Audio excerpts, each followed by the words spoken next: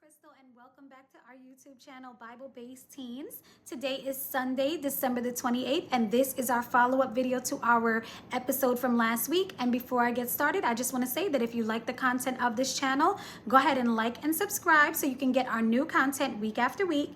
And don't forget, if you have any thoughts, place them in the comment section below so we can get the conversation started. So let's get to it. So our scripture verse from last week was Isaiah chapter 58, verse 11. And the scripture reads, "The Lord will guide you always. He will satisfy your needs in a sun-scorched land and will strengthen your frame. You will be like a well-watered garden, like a spring whose waters never fail."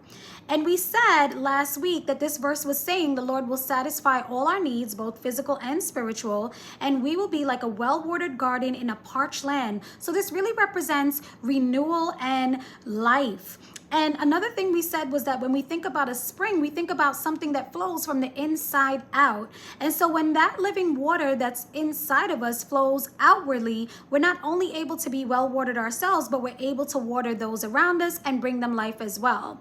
So as this week was passing by and I was buying and running around and preparing for Christmas, I found myself feeling very anxious and very price conscious. And so usually every Christmas I love to cook and give out presents and give out food to people and visit the elderly and visit my friends and family.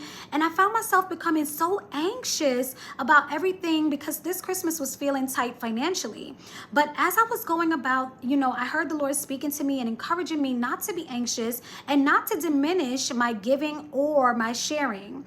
And so I continued my efforts, and because I was going to give to others, the Lord was saying to me, I will give to you and I will water you as well. And so I myself will be renewed, refreshed, and watered. And so by the word of the Lord, I continue to do the things I normally do every Christmas, and I made a conscious decision that I was going to trust God and continue to do the assignments that He called me to do. And so I bought the presents and all the groceries and cooked Christmas Day and, packed up all the food in the car, packed up presents in the car, drove out to the city, handed out presents and food to everyone. And can I tell you that the smile on each person's face was priceless. Everyone felt so special, and I felt special too.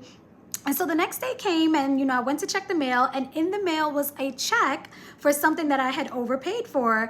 And I heard God say in that moment, just as we water others, He will make sure that we ourselves are also watered and provided for.